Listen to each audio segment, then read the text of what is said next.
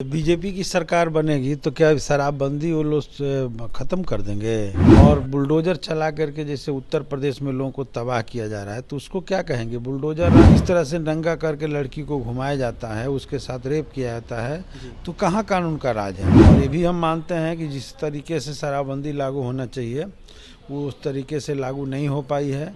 और ये भी सच है कि शराबबंदी के नाम पर आम आदमी को भी तंग तबाह किया जाता है। बिहार में 2016 से शराबबंदी कानून लागू है, लेकिन इसके बावजूद लगातार बिहार में शराब माफिया काफी सक्रिय है। ऐसे में बेगूसराय की घटना है जहां पर दरोगा को शराब माफियाओं ने कुचलकर जान ले ली है। ऐसे में अब बीजेपी भी इसको लेकर सवाल उठा रही है और कहते हुए नजर आ रही है कि पूरे तरीके से नीतीश कुमार का शराबबंदी कानून फेल है और बिहार में बालू माफिया और शराब माफिया सक्रिय नजर आ रहे हैं। हमारे साथ बात करने के लिए माले विधायक अमरजीत कुशवाहा हैं, जुड़ेंगे, बात करेंगे।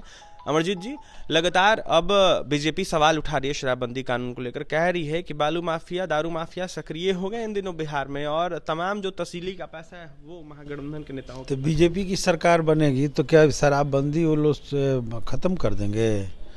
ये वो लोग का जब सत्ता में थे और उस समय भी जब शराबबंदी के बावजूद भी शराब की बिक्री हो रहा था तो उनके ही पार्टी से जो मंत्री थे वो इसके उल्टा जवाब दे रहे थे, भाजपा के मंत्री जी। और आज जो है उल्टा वो लोग बोलना शुरू कर दिए हैं। हम मानते हैं कि शराबबंदी तो जनता के हित में है और ये भी हम मानते हैं कि जिस तरीके से शराबबंदी लागू होना चाहिए वो उस तरीके से लागू नहीं हो पाई है। और ये भी सच है कि शराबबंदी के नाम पर आम आदमी को भी तंग तबाह किया जाता है, इसमें कोई दो राय नहीं है। लेकिन इसके लिए सरकार प्रयासरत भी है कि शराबबंदी को बेहतर तरीक़ा से लागू किया जा सके और ये इसके लिए भी प्रयासरत है कि माफियाओं को कैसे धरा जाए, पकड़ा जाए। लेकिन इस सब के बावजूद अभी भी हम नहीं कह सकते कि शराबबंदी जो है पूरी तौर पे सफल हो पाया है।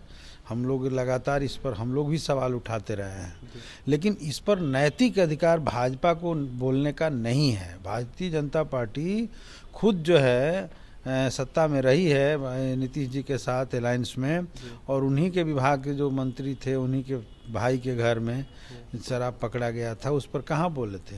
दरोगा की हत्या को कैसे देख रहे हैं जिस तरीके से माफियाओं के द्वारा बेगूसराय में कर दिया? नहीं, ये तो गलत है, इसकी जितनी भी निंदा की जाए कम है। कोई भी जो है सरकार कर्मी है जो काम कर रहे हैं तो स्वाभाविक ढंग से उनको उनके साथ इस तरह का व्यवहार नहीं करना चाहिए। अगर हो रहा है तो बिल्कुल गलत है। अंतिम सवाल रहेगा आपसे, जिस तरीके से बीते दिनों पुजारी की हत्या हुई गोपालगंज में, अब इसको लेकर बीजेपी बिहार प्रदेश अध्यक्ष सम्राट चौधरी सवाल उठा रहे हैं, कह रहे हैं कि जंगल राज रिटर्न हो गया है बिहार में। देखिए, ये बात जो कह रहे हैं तो पूरे देश के भीतर मैं कह रहा हूँ कि जिस तरह की हालात बन गए हैं, एक तरह से अघोषित इमरजेंसी की स्थिति है पूरे देश के भीतर, और बुलडोजर चला करके जैसे उत्तर प्रदेश में लोगों को तबाह किया जा रहा है तो उसको क्या कहेंगे? बुलडोजर राज। तो हम समझ रहे हैं कि पूरे अब अरुणाचल में क्या कहेंगे, हरियाणा में जिस तरीके से जलाया गया क्या कहेंगे, किस तरह से नंगा करके लड़की को घुमाया जाता है, उसके साथ रेप किया जाता है, तो कहाँ कानून का राज है? बल्कि बिहार में तो इस पर लगातार कार्रवाइयाँ चल रही है और इसके बावजूद भी जो कमी है उसको ठीक करने की कोशिश की जा रही है। इसलिए सम्राट चौधरी कहें या भाजपा के लोग कहें, उन लोगों को कहने का नैतिक अधिकार इस मामले में भी नहीं है।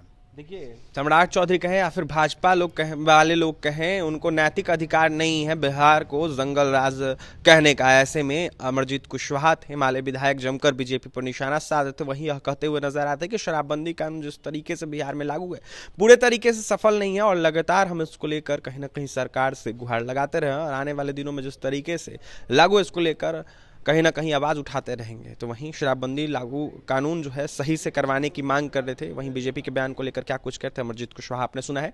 और भी तमाम खबरों के लिए NBC 24 के साथ बने रहे। बहुत बहुत